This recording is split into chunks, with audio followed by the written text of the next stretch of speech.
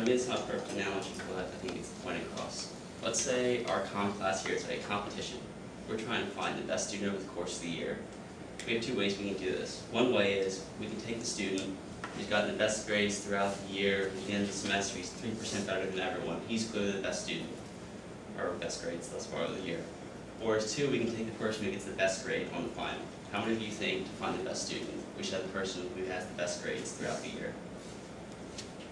How many of you think we should take whoever has the best grade on the final? Yeah. Okay, well, this kind of goes to the debate of the BCS versus playoff system. Most people are a fan of the playoff system, but I actually don't think it's going to solve. I think it's going to create controversy and problems they don't realize. So I would try to compare basically over the entire years the BCS and our finals like the playoff. Yeah. There's three reasons why I believe a playoff system is bad. One, it'll devalue the regular season to a point as it does in college basketball. Two, a big part of college football is bowl season, and other bowls will get overshadowed, and the NCAA and schools will actually lose money as a result that they need to fund other sports. And three, controversy will still persist. But to really understand controversy, you have to understand the history of the BCS. BCS, according to how it started, was implemented prior to the 1998 system to solve the problem of disputing national champions. Up to that point, there was no national championship game. The national championship champion was voted between what the coaches poll and the AP poll, which is the writers poll, voted for. It really became a big deal when in the 1997 season, the AP poll voted Michigan and to be the national champion, and the coaches poll voted Nebraska. And that was the fourth time in the last 8 years it happened, according to collegefootballpoll.com. So something obviously needed to be addressed, and you need to solve this problem somehow. And so the goal was to create a system that would create a national championship game based off taking a series of polls and combining them together with the hope that if you have multiple polls, the chances of getting it wrong or messing up or diminish greatly. And presently, in our system, we've taken several polls, as I said. The BCS is comprised of 5 bowl games, according to Sports Lawyers Journal, the National Championship game, the Rose Bowl, the Sugar Bowl, the Fiesta Bowl, and the Orange Bowl. And we're going to ignore the latter 4 for the present because it really doesn't have a ton to do with this. But some of the big complaints from the BCS is that big conferences only have a legitimate chance at winning the national championship, which is true to a point because mid-major has never appeared in the national championship, so that's an understandable problem with it. And second, according to ESPN, there's actually been more undefeated non-BCS national champions than undefeated national champions. Now to kind of brief history on the BCS, discuss the effect on the regular season. Teams will kind of become less motivated to a point.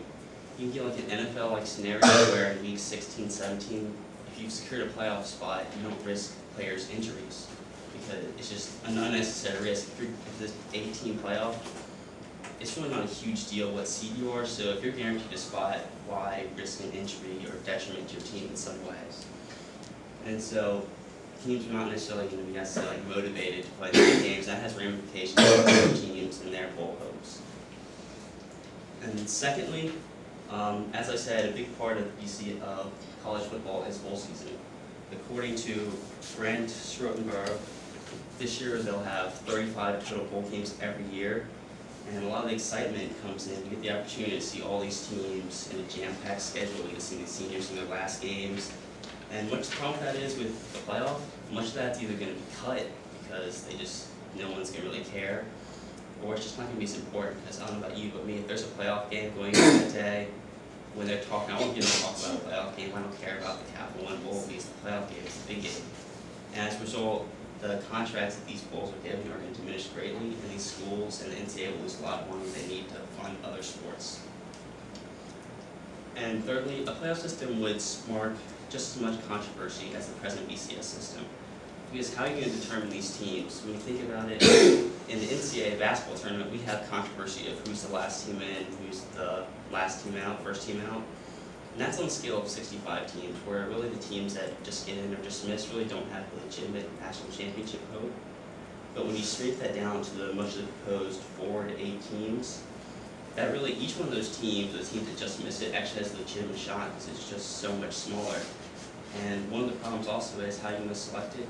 Because I have a guarantee if I asked each of you to select the top 4 or the top 8 teams, there would definitely be discrepancy. And so there's just the problems that they say are like magically go away just aren't. And right now in our present system, we almost do have a pseudo playoff system. Our regular season and conference championship games acts as a playoff for us. Very often happens every once in a while, 2 lost teams get in. So basically, you have to play the best over the course of the season from start to finish. And so we have in a way a playoff year. And kind of in conclusion, BCS, it's not a perfect system, obviously. It does have some flaws that should be fixed and addressed. But I would argue that it has a good chance to be the best team over the course of the season from start to finish, and the vast majority of the time it does get it correct.